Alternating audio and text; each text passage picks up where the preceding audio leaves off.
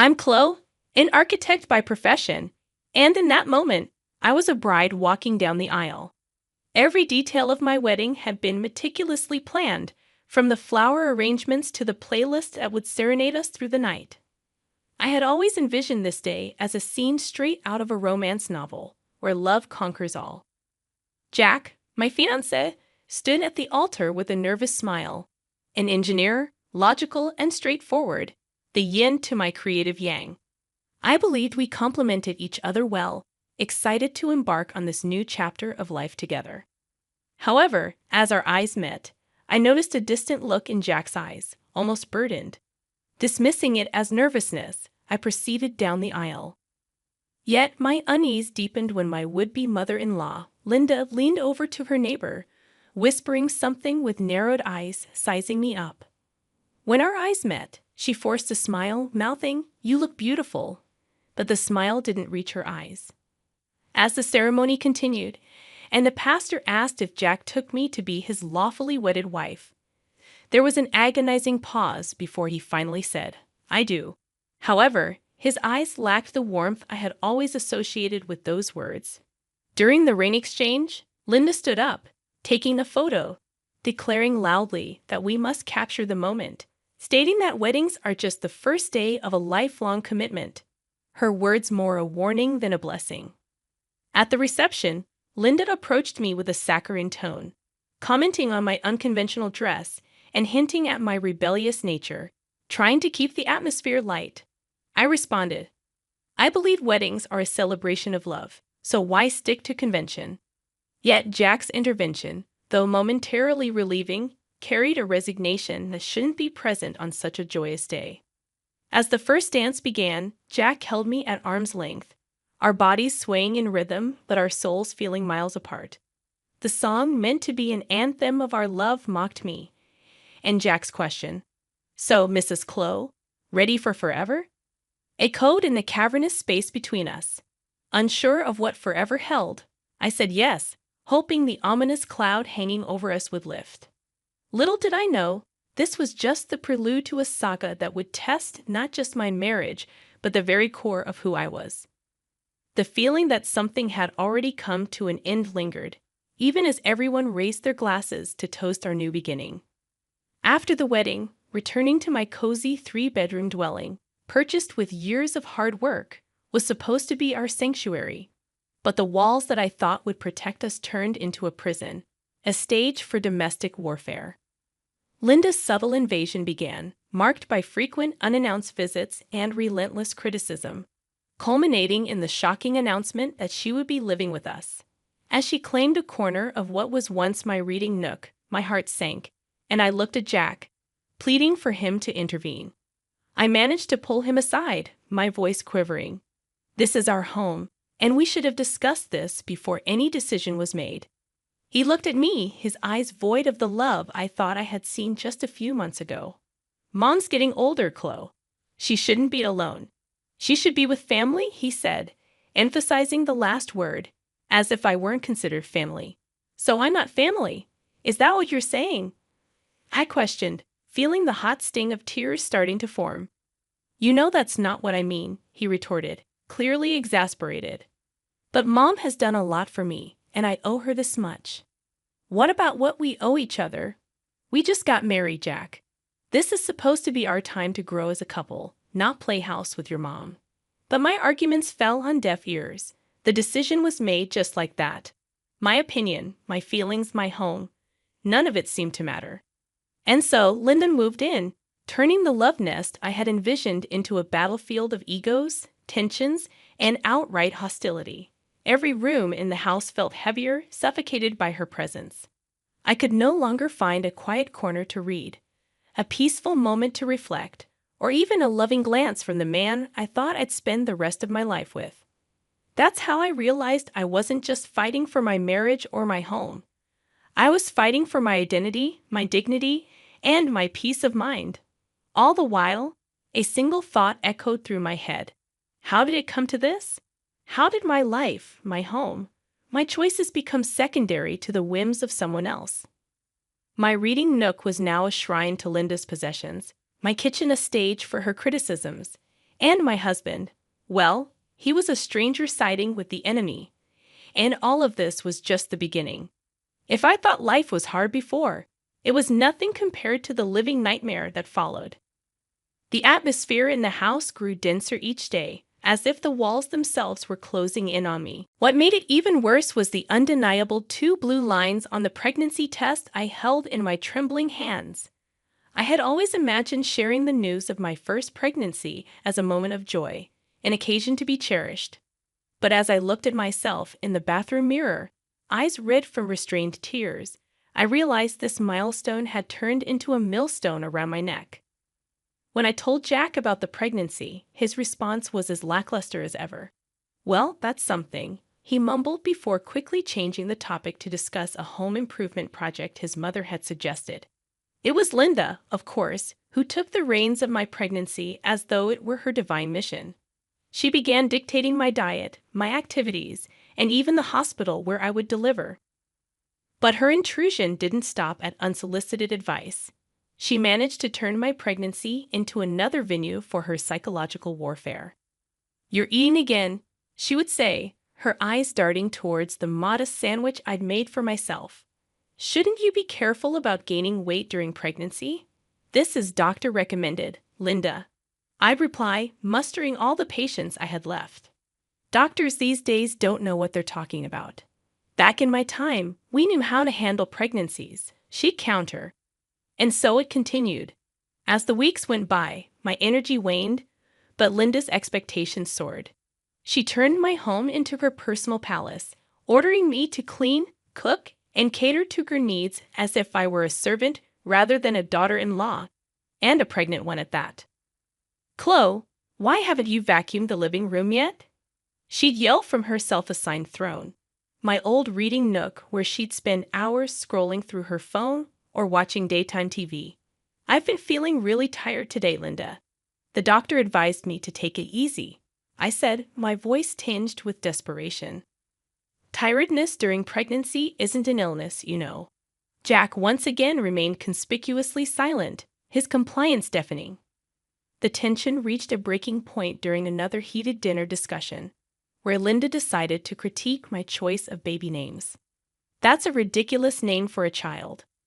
You might as well pin a kick me sign on his back for his entire school life," Linda sneered. "Enough is enough, Linda. This is my child, and I have a say in how to raise him or her," I snapped, my patience finally depleted. "Oh, so now you're talking back to me." Linda's eyes flared, her voice escalating. Jack intervened, but not in the way I had hoped. "Chloe, you're being emotional. Mom's just giving her opinion," he said. I looked at him, then at Linda, and then at the house that had turned into a nightmare. I felt trapped, humiliated, and utterly alone. I could barely recognize the woman staring back at me in the reflection of my tarnished wedding ring, a woman who was slowly losing everything she had once valued: her home, her dignity, and most devastatingly, her will to fight. And that's when it happened, the ultimate betrayal. Linda, filled with venomous triumph, looked me dead in the eyes and said, "If you can't handle a simple family discussion, maybe you shouldn't be a part of this family." Jack said nothing. His silence spoke volumes, cutting deeper than any words ever could. In that moment, I realized that my nightmare wasn't unfolding. It had already unfolded, and I was living in it. My life had become an unrecognizable maze of shattered hopes and suppressed sobs. I moved like a zombie through the rooms that no longer felt like my home. The baby inside me seemed to be the only living part of my existence, and I clung to that tiny spark of life as my last shred of hope. But even that was threatened. One cold evening marked my breaking point. We were having another one of those god-awful family dinners, where tension cut through the air like a knife. I had spent hours on my feet cooking a meal that I knew Linda would find fault with, no matter how perfect it was. Each critique was a jab, each scoff a slap. I knew another one was coming, and I braced myself for it. But when it finally came, it was worse than anything she'd said before. "You really think you're fit to be a mother if you can't even manage a household? What are you going to do with a baby?" Linda sneered. My heart sank into my stomach, each word a stab at my already fragile self-esteem. I felt my hands tremble, my eyes blur. But before I could say anything, Jack joined in, sealing my emotional fate. Mom has a point, Chloe. You need to step it up. We're going to be parents soon. That was it, the final straw. A bolt of anger mixed with a lifetime's worth of resentment and humiliation surged through me. Step it up, step it up. I shouted, surprising even myself with the intensity of my voice. I am carrying our child for months, managing our house, and putting up with relentless emotional abuse from your mother, and you tell me to step it up. Both Jack and Linda looked stunned, but I was on a roll. A volcano finally erupting after years of suppression. I'm done. I can't do this anymore, I said, my voice cracking. I won't raise my child in an environment where their mother is treated like dirt. If you two are what family means, then I don't want any part of it. With that, I left the table, leaving them both in speechless disbelief. I packed a small bag and headed for the door, my trembling hands struggling to turn the doorknob. That's when Linda decided to deliver her ultimate blow. Where do you think you're going? This is Jack's house, not yours. I turned around, my eyes locking onto hers. Actually, Linda, this is my house. I bought it, and I have every right to say who stays and who leaves. Chloe, don't do this. Let's talk about it, Jack pleaded, finally realizing the gravity of what was happening. There's nothing left to talk about, I said, tears streaming down my face. With that, I stepped out into the frigid night air, no coat, no plan, just an overwhelming urge to escape. As the door shut behind me, it felt like the closing chapter, the final act of a tragedy that had stretched on for too long. I began to walk, each step a painful reminder of the life I was leaving behind. I had no idea where I was going, but it didn't matter. For the first time in a long time, I felt like I was taking control of my destiny. But the cost of my newfound freedom was high, agonizingly high. The icy wind pierced through my thin clothes as I trudged along the deserted streets. I had walked for what felt like miles, lost in a haze of emotional and physical exhaustion. I was almost there, almost at my parents' house, a sanctuary from the hell my life had become, when my foot caught on an uneven slab of pavement. I stumbled, twisting my ankle painfully as I fell to the ground. The pain was sharp, but it couldn't match the ache in my heart. Limping and teary-eyed, I finally made it to my parents' doorstep. The look of horror on their faces as they opened the door told me everything I needed to know. My breaking point had come, a long overdue fracture in a life burdened with far too many cracks. As they rushed me to the hospital, I knew something had to change. I couldn't go back, not to the house, not to Jack, and certainly not to the woman I had become. My breaking point wasn't just an end, it was also a beginning, a painful but necessary step toward reclaiming the life that had been taken from me. Hospital rooms have a peculiar way of forcing reality upon you. As I lay there, my sprained ankle elevated, and my body checked for any complications due to my fall. I felt a mix of relief and apprehension. My parents were there, their faces etched with concern and quiet fury over what had transpired. They'd always suspected that my marriage was far from ideal, but the depths of its dysfunction had finally been laid bare. Chloe's sweetheart, what are you going to do now? My mom finally broke the silence, her voice heavy with worry. I don't know, Mom, but what I do know is that I can't go back to that life. Not now, not ever, I replied, my own voice firmer than I expected. My dad, who had been pacing the room, finally spoke. Your mother and I will support whatever decision you make, but you need to think about your future and the future of your child, he said. I nodded, having been doing nothing but thinking, my mind a labyrinth of potential scenarios, each one fraught with uncertainty but also tinged with the promise of freedom. It was then that my phone buzzed. It was a text from Jack. Chloe, where are you? We need to talk. Ignoring the text, I switched off my phone. Whatever he had to say, it was too little, too late. I was done talking. My actions would speak louder than his words ever could. My first move was a call to a family lawyer, a decisive step in putting an end to my disastrous marriage. With my parents by my side, We discussed divorce proceedings, child custody, and alimony. There was something chillingly clinical about dissecting a failed relationship in legal terms, but it also instilled in me a sense of empowerment. For the first time, I was taking control of my life, making choices that prioritized my well-being and that of my unborn child. A week later, Jack and Linda were served divorce papers and a notice of eviction from the house. My house.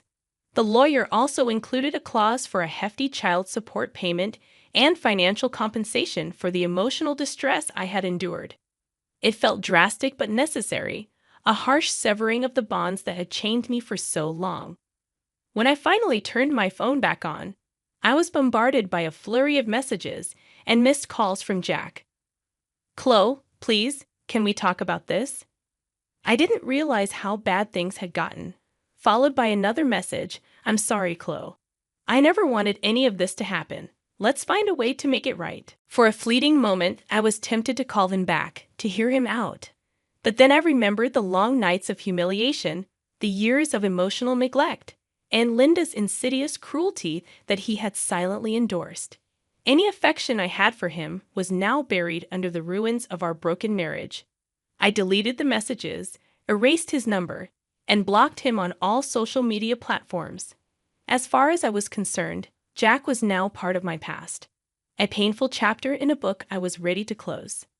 I knew the journey ahead would be filled with its own set of challenges. Divorce proceedings are never simple, especially when a child is involved. But for the first time in years, I felt like I was steering the course of my own life.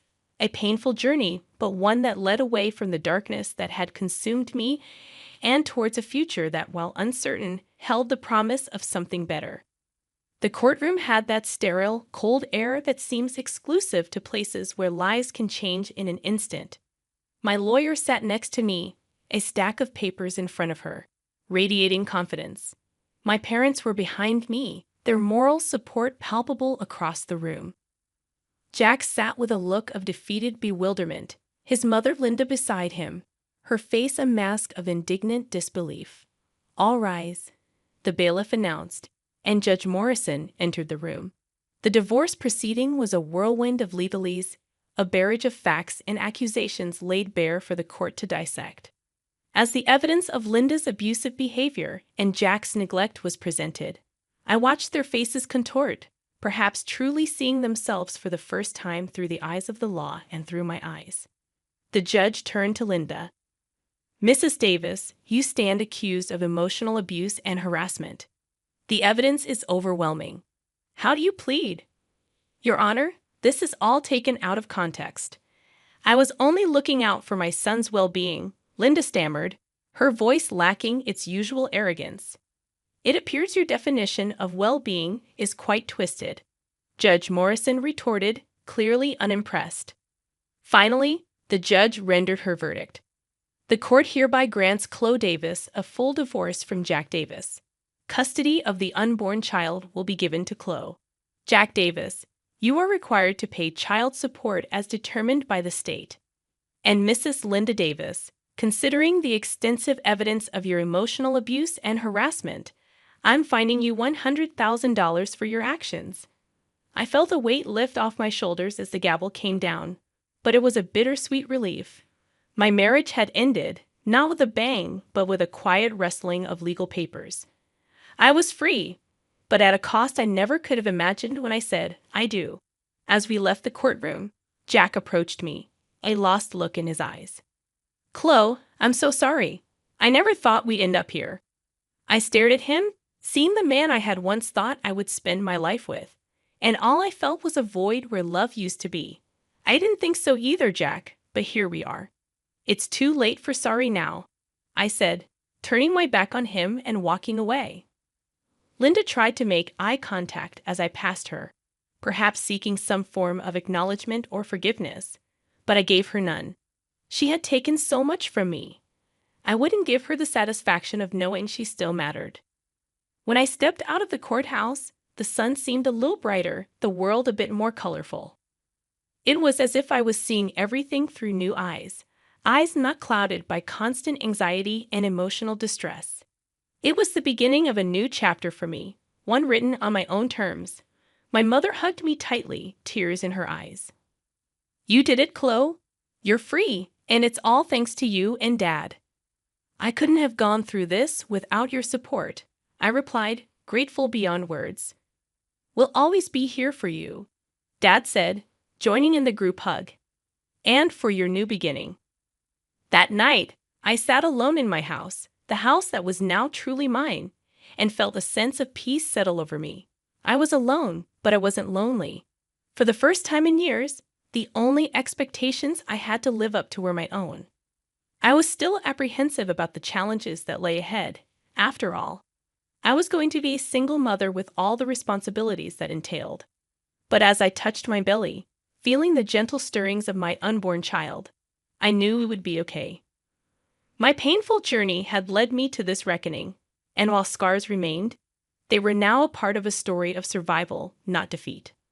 I was ready for whatever came next, not because I had to be, but because I chose to be, and that made all the difference. I'm Sarah, a 40-year-old mother of two, wedded to my rock, John, for almost 2 decades. Our life's been a thrilling yet challenging journey, and it's the companionship in these times that truly counts. However, things took a turn with the unexpected arrival of my younger brother Tom, a 32-year-old who's still figuring life out, often making impulsive decisions. It was a typical Sunday, with our family congregating at Mom's house, a place brimming with childhood nostalgia. As we were savoring Mom's delightful roast and her tales, Tom barged in, unexpectedly accompanied by a young, pregnant woman named Lisa, his fiancée. This sudden revelation, amidst a peaceful family lunch, caught everyone off guard. Lisa, youthful and visibly pregnant, was dressed more for a party than a family gathering. This news stunned everyone, especially my kids, Emily and Max, who were curious and bewildered by their new aunt-to-be and her sparkling attire. Tom's announcement of his engagement and impending fatherhood brought a tense silence to the room, only broken by John's attempt at congratulatory words. Tom declared their plan to stay at Mom's temporarily, which visibly worried her. It was like observing someone unwittingly edge closer to a precipice. That night, John and I discussed the situation. He expressed his concern about Tom's irresponsible behavior and the strain it was putting on my mother. The following days were chaotic, with Tom and Lisa overstepping boundaries, while Mom tirelessly catered to their needs, visibly worn down by their lack of gratitude. One evening, I found Mom in the kitchen, her fatigue evident.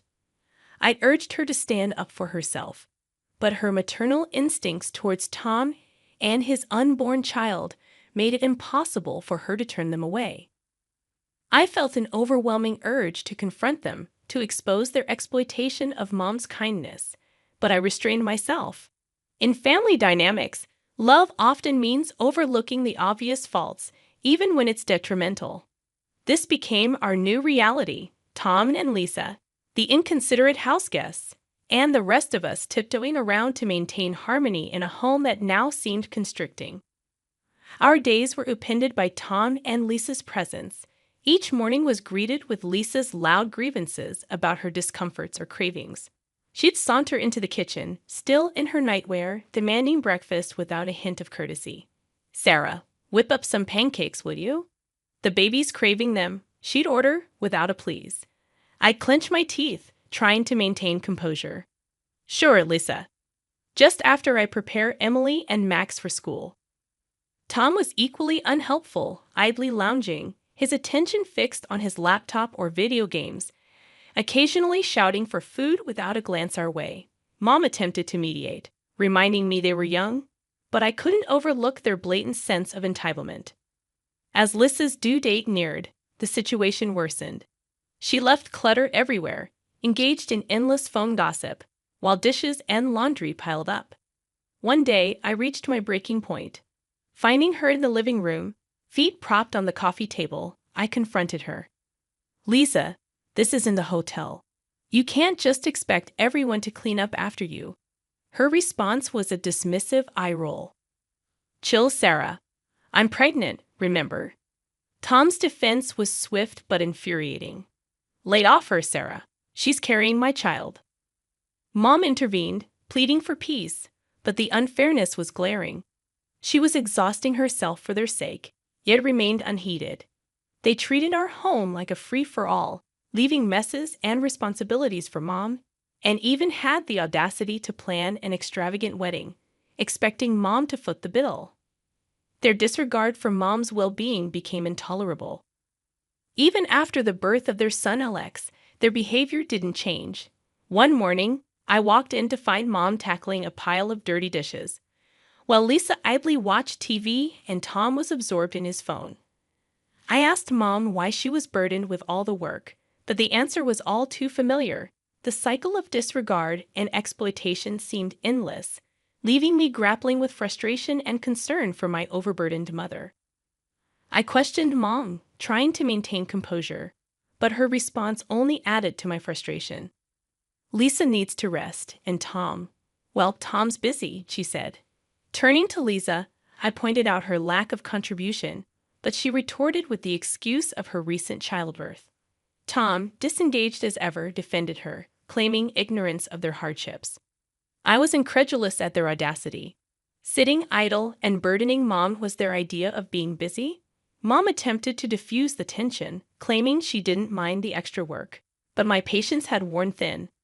I'd argued that Mom was not their servant, but my words fell on deaf ears. Tom and Lisa continued their routine, frequently leaving the house, burdening Mom with their child, and flaunting their extravagant purchases. Discovering a receipt for an expensive dress, I confronted them about the financial burden they were placing on Mom. Tom's indifferent shrug and Lisa's smug attitude were infuriating. They saw nothing wrong in exploiting Mom's generosity. Alone with Mom, I pleaded with her to see the situation for what it was: exploitation. But her maternal instincts blinded her to their irresponsibility. "I can't abandon them, especially not Alex," she said. Despite my efforts to persuade her, she remained steadfast in her belief that they needed her help. Feeling helpless, I watched the family dynamic deteriorate. Tom and Lisa continued their parasitic behavior, while Mom, ever the selfless mother, couldn't recognize the extent of their exploitation. The situation reached a breaking point when Mom suddenly fell ill. One day, she was her usual self. The next, she was bedridden and weak. I stayed by her side, offering hopeful words, but inside, I felt a growing anger towards Tom and Lisa, who were conspicuously absent, likely squandering more of Mom's resources. I expressed my outrage, but Mom's response was tinged with sadness. "They have their own lives, Sarah," she said, her voice weary. Her condition worsened, and eventually, Mom passed away quietly in the night. I was there, but Tom and Lisa were absent, likely enjoying themselves, oblivious to our family's loss. The funeral was a blur, a mixture of grief and resentment towards my absent brother and his partner. Their absence during Mom's final moments and their continued disregard weighed heavily on me, underscoring the profound disconnection within our family. I recall the moment Tom and Lisa arrived at the funeral, their appearance more fitting for a celebration than a solemn occasion. Lisa's attire was notably inappropriate, drawing murmurs from the crowd. John offered me a comforting squeeze of the hand, trying to provide some support. Post-service, Tom urgently wanted to discuss Mom's will. His insistence, so soon after our loss, left me aghast. He claimed Mom had left the house to him, a statement that seemed incredibly presumptuous and insensitive given the circumstances. My protests about respecting Mom's memory fell on deaf ears. Tom was adamant about his entitlement. The following day, I visited Mom's house to gather her belongings, but I was met by Lisa's sneering face at the door. She coldly informed me that the house was now theirs, claiming Tom had inherited everything. Tom's appearance, confirming the claim with a smug grin, sparked a mixture of anger and disbelief in me. I felt alienated, standing at the threshold of my childhood home, now claimed by my callous brother and his wife. Determined to seek justice, I found myself nervously entering the notary's office. The whole ordeal, grappling with Mom's loss, and now this dispute with Tom, seemed like a nightmare. "Mr. Jacobs, The notary and an old family friend greeted me with a solemn expression. As I voiced my doubts about Tom's claim, Tom and Lisa arrived, exuding arrogance. Mr. Jacobs began reading the will, and my anxiety peaked. When he reached the part about Tom, he announced a bequest of only $5,000 to him, a revelation that visibly shocked Tom. Mr. Jacobs then continued, to my relief and surprise, declaring that Mom had left the family home and the remainder of her estate to me. This unexpected turn of events was a small solace in the midst of our family strife, offering a glimmer of hope amidst the grief and turmoil that had enveloped us since Mom's passing. The revelation in Mr. Jacobs' office left me feeling a mix of relief and vindication. Lisa, on the other hand, was incensed, incredulous at the idea that they weren't left the house. Mr. Jacobs informed us that Mom had made this last will only a month ago, due to her concerns about being pressured by certain family members. Tom's reaction was one of rage and denial, but there was a sense of justice in the air. Mom had seen through their exploitation.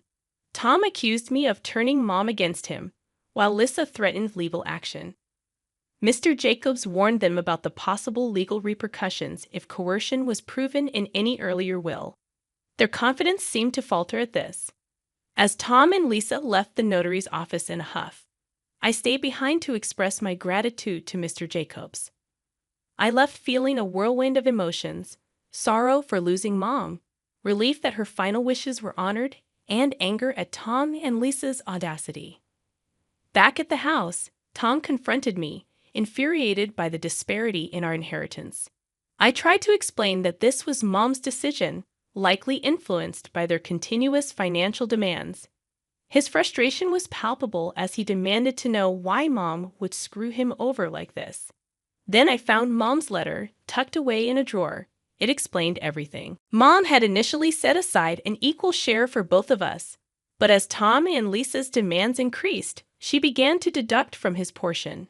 By the time she wrote her last will, Tom had already received most of his share through these advances. Tom was shocked and in denial, unable to accept that his actions had led to this outcome. I was firm, my patience thinning, as I confronted him with the reality of the situation. He sat, overwhelmed by his own actions, pondering the gravity of what he had done. The weight of his choices and their impact on Mom's final decisions was a harsh reality he now had to face. As I set the letter down, a blend of pity and frustration washed over me.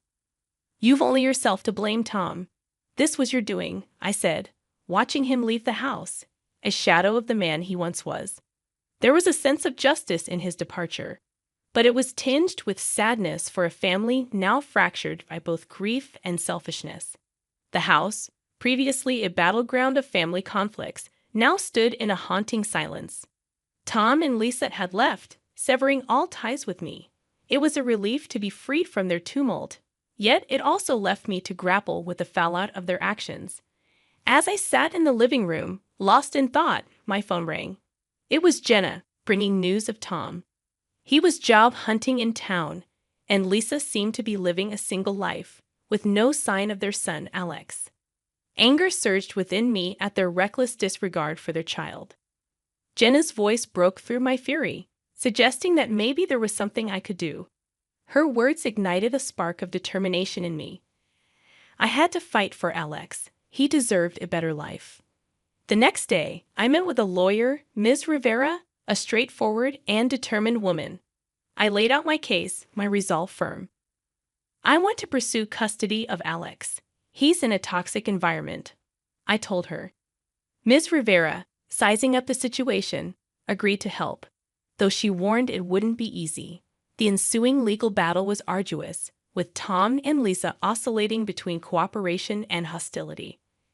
But I remained steadfast. John's support was unwavering, his arms a haven of comfort after each challenging day in court. "You're doing the right thing, Sarah. It's hard but necessary," he reassured me. The day I was granted temporary custody of Alex was filled with mixed emotions. He was a sweet, bewildered boy, but gradually he began to adapt to our family. Emily and Max quickly grew fond of him, and he brought a new joy into our home. Tom's reaction was one of anger and resignation. "You've taken everything, Sarah," he accused. I stood firm, knowing I was protecting Alex, a responsibility Tom had neglected. As Tom walked away, I realized our relationship might never recover, but this was about Alex's well-being, not our sibling rivalry. With Alex, life took on a new dimension. There were challenges, of course, but also moments of laughter and love. He was slowly becoming a part of our family, and I was resolute in making his presence permanent. Looking back, I knew despite the hardships and challenges, we were building a brighter future, one filled with hope and the love of a family reunited under new circumstances.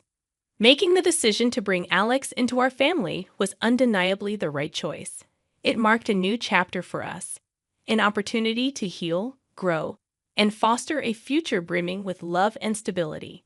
This was the legacy I yearned to create, a vivid departure from the selfishness and discord that once loomed over us. Our home, once a symbol of family strife, was now alive with laughter and the joyful sounds of children. Alex had seamlessly integrated into our lives, his presence a beacon of happiness. One evening, as I tucked him into bed, his innocent question about staying with us forever warmed my heart. "Yes, Alex, you're part of our family now," I assured him, and his contented smile was all the confirmation I needed. John, standing by the door, shared a look of pride and fulfillment. "He's really fitting in," he observed, and I couldn't help but feel a sense of achievement.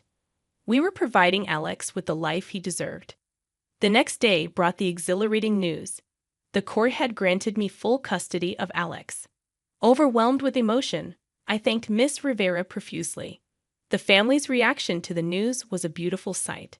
Emily and Max embraced Alex, and even John was visibly moved. "We're a complete family now," he said, voice laden with emotion. The journey had been tumultuous, but it strengthened us. While I occasionally thought of Tom and Lisa, hoping they would find their path, my priority was our children and our family. In the following months, Alex flourished, transforming from a timid child into one filled with confidence and joy. One day, while playing in the garden, he presented me with a dandelion, proudly announcing his wish for us to be together forever. Holding him close, I assured him that his wish had indeed come true. Looking around at my family, I felt an overwhelming sense of peace. We had navigated through the storm and emerged more robust. Our future was a canvas of hope, love, and endless possibilities. This was our story, a testament to the resilience of family and the transformative power of love. It was a future bright with promise, and we were more than ready to embrace it wholeheartedly.